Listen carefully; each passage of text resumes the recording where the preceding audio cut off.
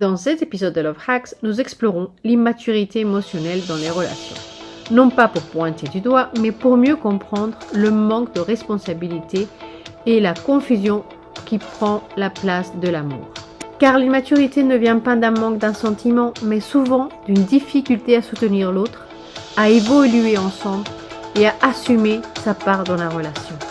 Bienvenue dans Love Hacks en français.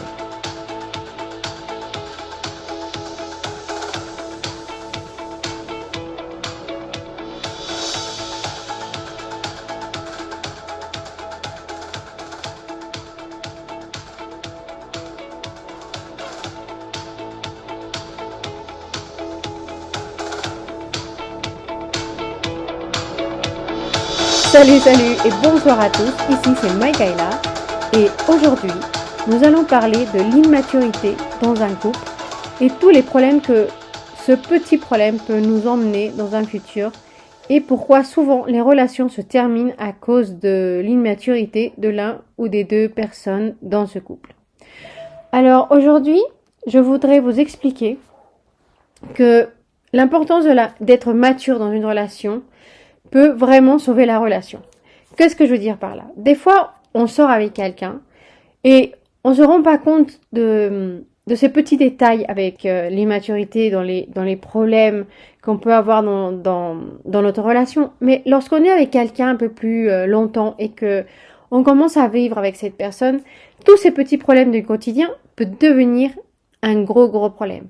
Comme par exemple, des fois, on est en couple, on vit ensemble, et par exemple, il y en a un des deux qui est beaucoup plus bordélique que l'autre. Et qu'est-ce qui se passe? Des fois, celui qui est bordélique, c'est celui-là qui prend l'initiative, on va dire, de faire une grande scène, de faire tout un spectacle, de prendre une grande crise. Parce que, il se trouve que là où il habite, on va dire, il y a des objets qui sont un peu partout. On va dire qu'il y a des objets dans le salon, des objets dans la cuisine qui ne devaient pas être dans la cuisine. Et un jour, il arrive et ça explose et il commence à dire qu'il n'aime pas du tout la façon où vous vivez, qu'il n'aime pas du tout la façon où la maison se trouve parce qu'il trouve que c'est bordélique. Mais il se trouve que l'autre personne, elle n'y peut rien. Elle n'est pour rien dans l'histoire. Cette personne-là, elle n'est pas bordélique. Et donc, elle doit en ce moment-là, être le plus calme possible pour pouvoir gérer cette situation. Mais cette personne, elle pousse et elle commence à crier et elle commence à faire une scène et elle commence à la culpabiliser. Et c'est là que cette personne, elle dit non mais attends, il faut se calmer dans la vie. Tu te rends compte qu'en fait, tout ce qui est là, partout dans cette maison, ce bordel comme tu le dis, c'est tes affaires qui sont là. Et il dit mais non, elles sont là et puis personne les ramasse, c'est pas normal. En plus, regarde la table, il y a plein de choses dessus. Et il se trouve que ça fait un mois que vous avez le pyjama de monsieur ou de madame sur le sol à l'entrée de la maison. Et donc vous vous levez et vous lui dites écoute, je sais pas de quoi tu parles mais franchement, regarde la table. Il y a 2 choses dessus et que je suis en train d'utiliser. N'est-ce pas? Et puis si on commence à faire le tour de la maison, on va commencer à noter que en fait toutes ces choses là elles sont à toi et en plus on peut dire que ça fait un mois que ton pyjama il est par terre dans l'entrée de la maison. Donc franchement si tu as envie de faire tout un cinéma, il faudrait peut-être commencer par reconnaître que c'est tes affaires qui sont un peu partout et en plus que ça fait un mois que tu n'as rien à ramasser du tout. Alors, si tu as envie de vivre dans l'ordre, il va falloir que tu fasses quelque chose, que tu fasses des efforts et que tu commences à t'organiser pour que la maison ne soit pas en bordel. Bon, là, on peut dire que cette personne, elle va peut-être se calmer sur le moment et va dire oui, mais bon, excuse-moi, j'aurais pas dû exploser comme ça, mais c'est vrai que si tu vois les choses comme ça, il faudrait pas les laisser par terre ou n'importe où. Puisque moi j'aime pas vivre dans le bordel. Et en plus, moi je travaille toute la journée et c'est pas normal que je rentre à la maison et que tout soit par terre et n'importe où et que en fait personne ne fasse rien. c'est pas à moi de ramasser tout et de toujours travailler en rentrant. Tu pourrais faire des efforts. Et là, il se trouve que cette personne, elle est en train de dire qu'en fait, c'est votre faute si la maison, elle est, euh, elle est en bordel. Et en plus, il tient même pas en considération, ou elle ne tient pas en considération, que peut-être vous aussi, vous êtes en train de travailler toute la journée. Et si par hasard, l'un des deux ne travaille pas, cette personne, elle doit comprendre aussi que vous faites d'autres choses dans votre vie. Peut-être que vous travaillez à la maison, peut-être que vous vous occupez des enfants, peut-être que vous vous occupez des chiens ou des chats, j'en sais rien. Le fait est que cette personne, elle est en train de culpabiliser quelqu'un d'autre par rapport au bordel que cette personne a mis dans la maison. Et donc, ça fait un exemple d'une personne qui va prendre des scènes, qui va faire des histoires pour des petites choses comme ça, qui ne sont pas la faute de quelqu'un d'autre, mais de sa faute. Vous cherchez des conversations vraies sur l'amour, les relations et tout ce qu'on n'ose pas dire. Écoutez Love Hacks, un podcast sincère et sans filtre. Disponible en français, anglais, espagnol et portugais. Retrouvez-le sur votre plateforme de podcast préférée. Un autre exemple aussi, ça peut être, je sais pas, cette personne rentre du boulot et le dîner n'est pas prêt parce que vous avez décidé de faire quelque chose qui doit être prêt vraiment au moment de le servir. Ça peut pas attendre parce que sinon le goût n'est plus le même ou ça va être un peu gâché. Donc vous attendez que cette personne vous appelle pour vous prévenir qu'elle rentre et qu'elle est en chemin pour commencer à mettre à cuire, je sais pas, peut-être la viande ou n'importe quoi, et que votre dîner soit parfait au moment que la personne va arriver. Et donc, cette personne arrive, elle rentre, et elle fait toute une scène parce que le dîner n'est pas servi. Et donc, il commence à prendre une crise puisqu'il avait très faim, il était très fatigué, ou elle était très fatiguée. Et donc, elle ou il voulait avoir tout de suite et ils n'ont pas du tout l'intention d'attendre et donc ils vous commencent à vous dire ou elle commence à vous dire oui c'est pas possible, je rentre, je suis fatiguée, le dîner est pas prêt, c'est pas possible, on peut pas commencer la journée comme ça si je rentre tard le soir et que en plus je dois attendre pour manger, c'est pas normal, mais on s'occupe plus de rien dans cette maison et puis voilà. Et vous êtes là en train de regarder et en train d'essayer d'expliquer pourquoi le dîner n'est pas prêt. Vous lui essayez de lui expliquer ou vous essayez de lui faire comprendre que le dîner, il ne pouvait pas se faire une heure avant ou sinon, au moment de le servir, ça allait être gâché puisque cette personne était rentrée plus tard.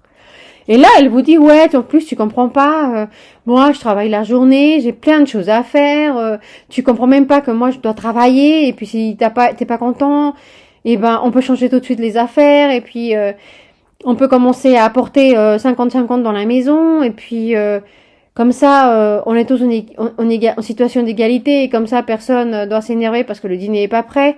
Et là, la personne qui est en train d'écouter ça, elle commence aussi à péter un plomb. Et elle commence à lui expliquer qu'en fait, le dîner, il avait qu'à appeler pour lui dire qu'il allait en chemin et comme ça, ou qu'elle allait en chemin et que comme ça, le dîner aurait été prêt au moment de son arrivée. Et en même temps, que ce qu'il était en train de dire ou ce qu'elle était en train de dire n'est pas juste du tout puisque vous ne l'avez pas fait avec l'intention de le nuire, mais qu'en plus, changer l'accord maintenant pour que l'égalité dans le couple soit juste. Maintenant, cette personne doit apporter pour payer le loyer et tout ça. Mais c'est n'importe quoi. Cette personne, elle est en train de péter les plombs parce qu'elle est fatiguée. Et en plus, elle est en train de vous culpabiliser parce que cette personne est fatiguée. Elle est en plus en train de vous culpabiliser parce que le dîner n'est pas prêt quand cette personne n'a même pas pris le temps de vous prévenir qu'elle allait rentrer un peu plus tard et que le dîner évidemment n'est pas prêt. Ou pire, peut-être que le dîner est prêt et que cette personne n'est pas contente parce que le dîner, il était fait en avance puisqu'il était censé arriver à une certaine heure et il est arrivé plus tard ou elle est arrivée plus tard et elle prend une crise parce qu'en fait, il prend une crise puisqu'en fait le dîner n'était pas bon. Et c'est le même scénario à la fin. Cette personne, elle tient même pas en compte vos efforts. Elle vous culpabilise parce qu'elle est fatiguée. Après, elle vous dit qu'elle est là pour être servie et pas pour attendre. Et après, elle vous dit que maintenant, pour que les choses soient égales, il va falloir se mettre à travailler. Mais c'est quoi cette histoire? Franchement, moi je peux vous dire que lorsque vous êtes avec quelqu'un comme ça, cette personne ne va jamais prendre responsabilité. Parce que vous êtes en train d'essayer de lui faire comprendre pourquoi le dîner n'était pas prêt. Et cette personne, elle va trouver toujours des excuses pour vous culpabiliser. Ça sera jamais de votre faute. Ça sera toujours de votre faute, pardon. Ça sera jamais de sa faute. Un autre exemple très très clair de cette situation peut être aussi le cas où cette personne est en train d'installer, on va dire, le lave-vaisselle. Et pour une raison ou une autre, le lave-vaisselle, il n'arrive pas à le brancher. Il n'arrive pas à le faire fonctionner. Et à chaque fois qu'il le branche, il y a l'eau qui coule. Et qui sort et qui coule et qu'il faut arrêter tout de suite et tout recommencer. Et en fait, c'est le tuyau qui n'arrive pas à être bien mis. Et là, cette personne, elle commence à s'énerver et commence à lancer des coups de pied sur le lave-vaisselle, à le balancer, à crier, à faire une crise, à carrément vous dire ouais c'est pas normal, si moi je fais pas tout, personne ne fait rien dans cette maison, c'est pas possible et que on doit toujours attendre que je fasse tout, comme si c'était votre faute que le tuyau ne soit pas bien mis en place. Et là c'est la catastrophe. Ces actions-là, cette façon d'exploser parce qu'il n'arrive pas à mettre de tuyau de la lave-vaisselle, c'est pas une réaction normale. C'est une réaction de quelqu'un qui n'a pas du tout de maturité émotionnelle. Pareil avec le dîner et pareil avec le bordel dans l'appartement ou la maison. Si cette personne est celle qui devait ranger ses affaires et elle attend avoir une boniche ou attendre une nounou ou avoir sa mère qui lui ramasse ses affaires. Une personne qui réagit de cette façon, qui n'a même pas une raison d'être et en plus qui est hors de proportion, n'est pas une personne mature. C'est une personne qui réagit comme une personne gâtée. Et je ne dis pas que c'est parce que ses parents lui permettaient tout. Hein. Il y a des fois, il y a des gens qui pensent qu'ils méritent tout. Et ils font comme ça des explosions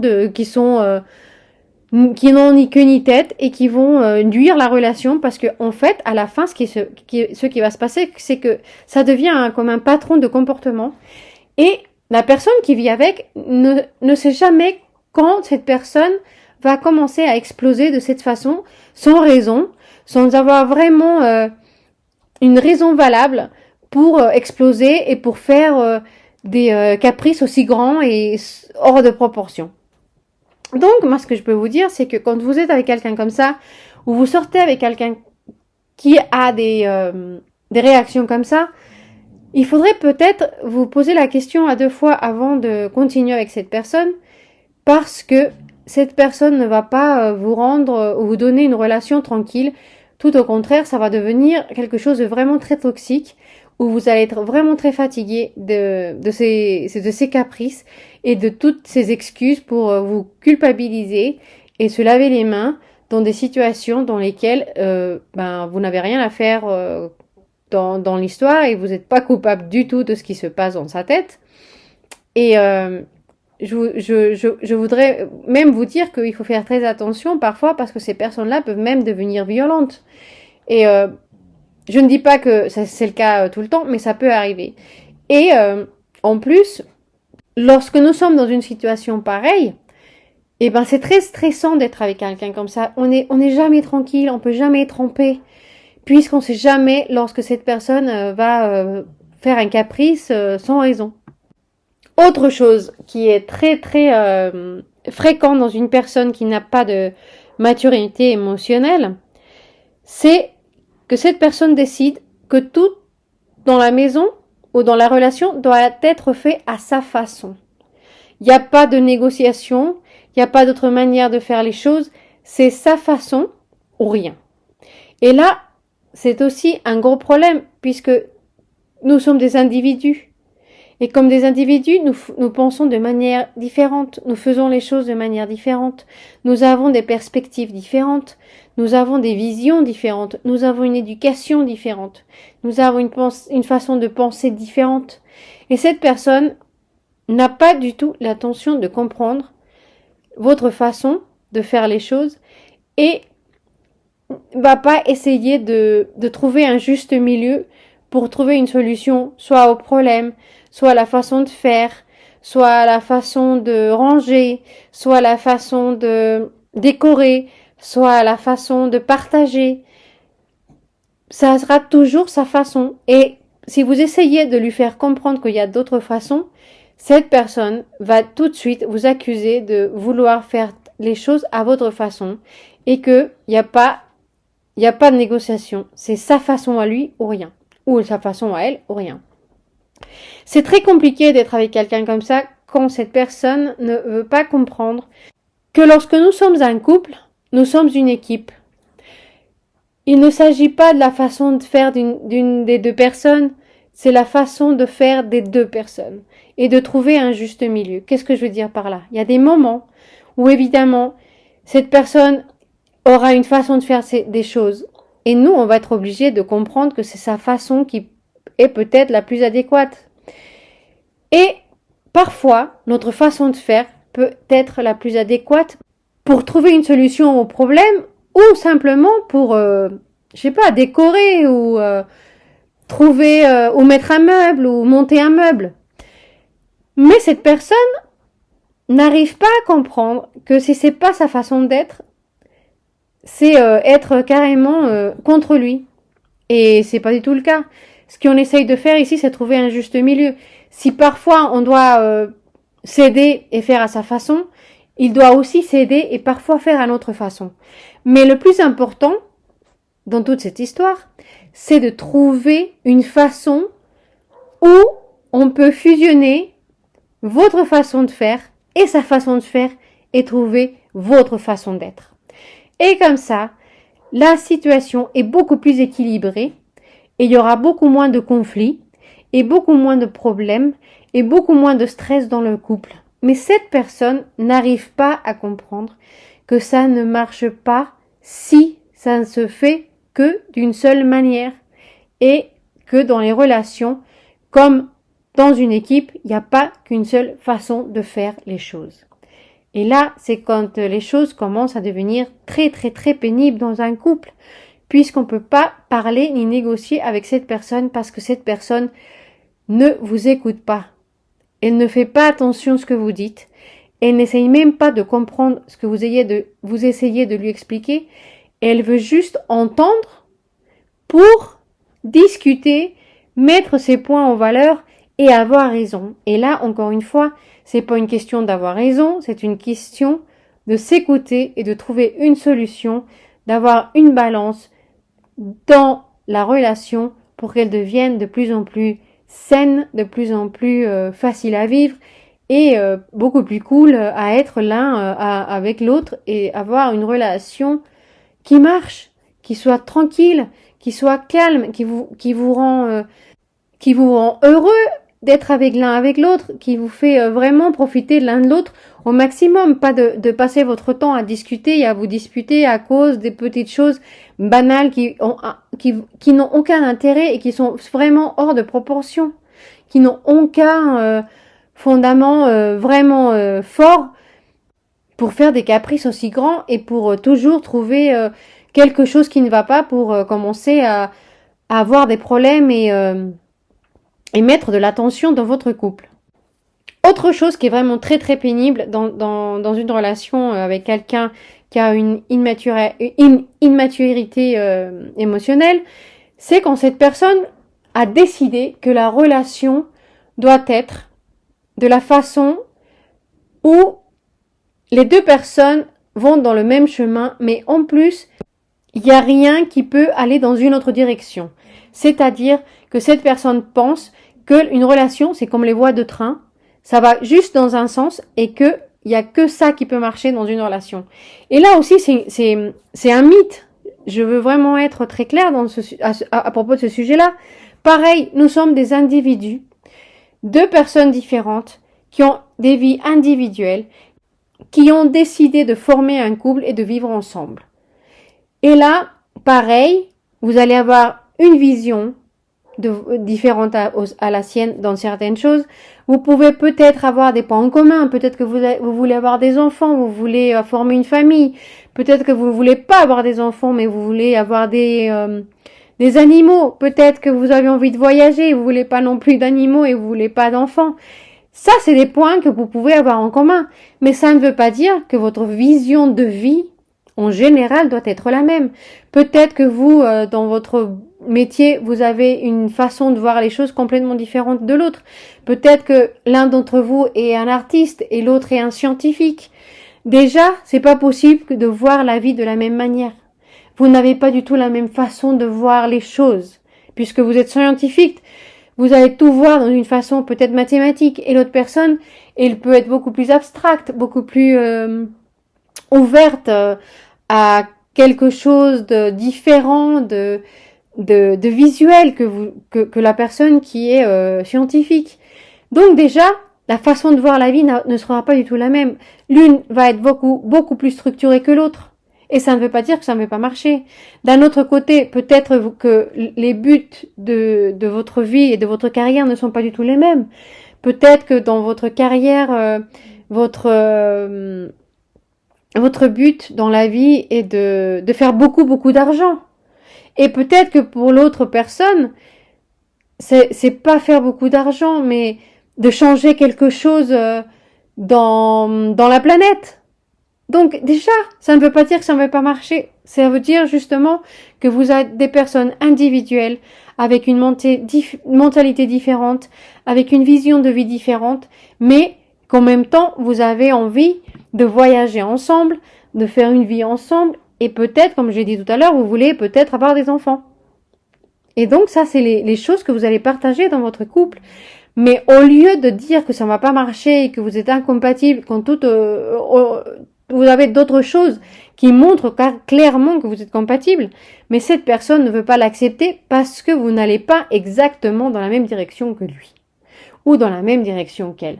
Et là, c'est là où ça commence à devenir vraiment aussi un problème parce que cette personne va toujours trouver quelque chose qui ne marche pas dans la relation parce que vous n'êtes pas en train de réfléchir et d'agir de la manière où il l'aurait fait au moment de trouver cette problématique. Par exemple, je sais pas, on va dire que le micro-ondes ne marche pas parce qu'il y a un souci, pas avec le micro-ondes, mais avec l'électricité.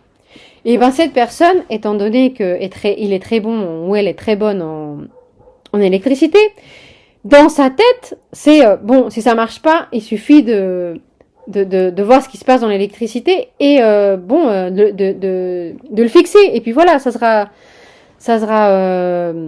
fait et puis voilà, il y aura plus de problème avec le micro-ondes. Mais vous, par exemple, qui vous êtes artiste, eh ben vous avez aucune idée de l'électricité. Vous l'avez vu au collège, mais vous vous en souvenez plus du tout. Et franchement, pour vous, le problème du micro-ondes n'est pas vraiment la catastrophe. Vous pouvez appeler quelqu'un le lendemain ou dans la semaine et puis ça va être réglé et il n'y aura plus de problème puisque l'électricien aura pris soin de ce problème et donc il n'y aura plus de problème avec le micro-ondes. Bah pour cette personne, c'est pas possible. Puisque cette personne, ce qu'elle aurait fait, c'est tout de suite régler le problème. Et ben ça, c'est sa façon de voir, c'est sa façon de faire. Ça ne veut pas dire que vous allez prendre l'initiative de faire exactement comme lui, de régler le problème si vous avez aucune idée de ce qui se passe avec l'électricité. Et cette personne n'arrive pas à se mettre ça dans la tête, que votre façon de faire les choses, de régler les problèmes, de gérer les situations ne sont pas du tout les mêmes que les siennes. Et là, évidemment, ça devient une lutte entre vous et votre partenaire parce que cette personne n'arrive pas à comprendre que comme personne individuelle, vous avez des valeurs différentes, vous avez des différences de vues, de pensée, d'éducation, de façons où vous avez grandi, de façon où vous avez été élevé, des façons où vous avez peut-être voyagé plus que lui ou plus qu'elle. Peut-être que vous avez vécu dans d'autres pays et que ça vous ouvre une façon de voir la vie complètement différente à la sienne. Et donc, cette personne n'arrive pas à comprendre que même si vous avez des façons de faire différentes, des façons de voir la vie, des buts différents, même des hobbies différents, ça ne veut pas dire que vous n'êtes pas compatibles. Ça ne veut pas dire que vous pouvez pas faire marcher votre couple.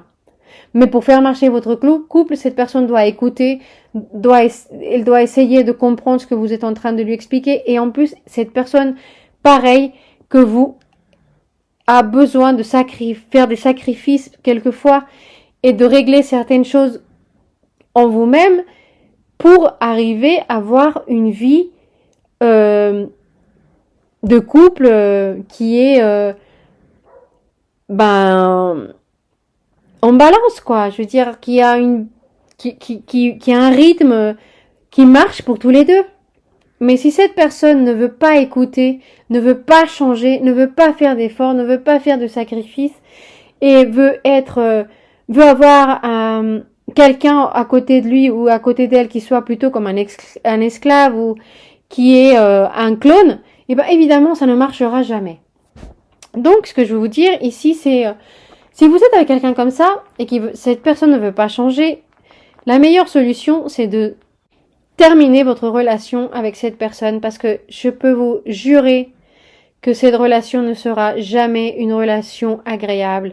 Ça sera une relation remplie de tensions, une relation où il y aura toujours quelqu'un qui va exploser et que l'autre sera sûrement la personne qui doit finir par dire j'en ai marre, tu n'écoutes pas, c'est toujours la faute de tout le monde et c'est jamais de ta faute.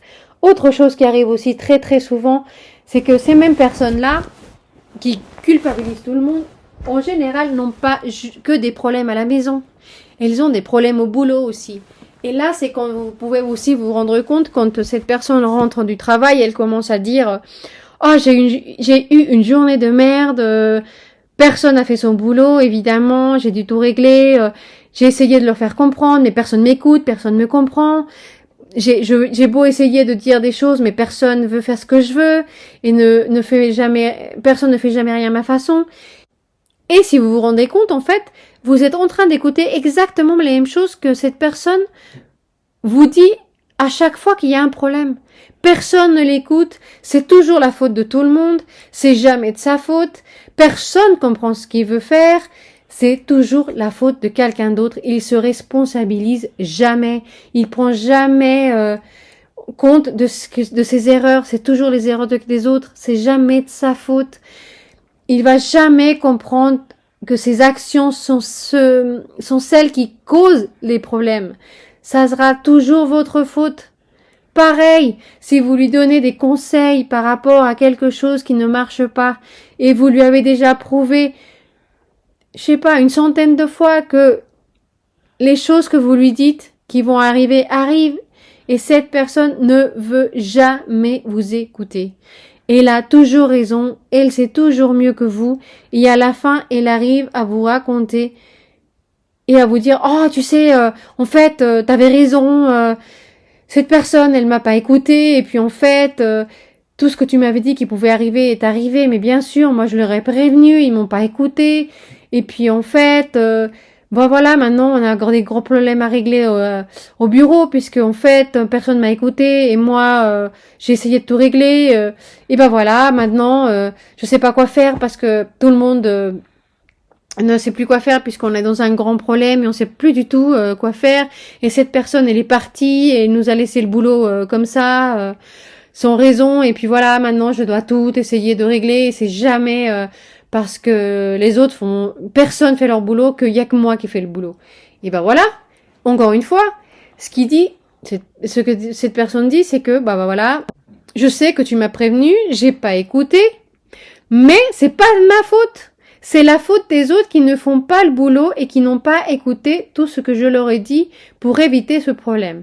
À la fin, cette personne, elle jette le ballon dans l'autre camp et c'est pas de sa faute si les choses n'ont pas marché et il va jamais accepter que même si vous lui avez prévenu et que vous lui avez conseillé de faire une chose d'une certaine façon ou les choses d'une certaine façon et de pas l'avoir fait depuis le début, eh ben, ça sera sa faute. Ça sera toujours la faute des autres. Et ça sera pareil si vous essayez de lui donner un conseil, s'il a des problèmes avec sa mère, ou avec sa sœur, ou dans le travail, il va jamais vous écouter. Et il va toujours dire que c'est la faute de sa mère, de sa sœur, de sa femme, de sa petite copine, de sa cousine, de sa tante, de son oncle, de sa grand-mère qui est décédée l'année dernière. Ça sera jamais de sa faute.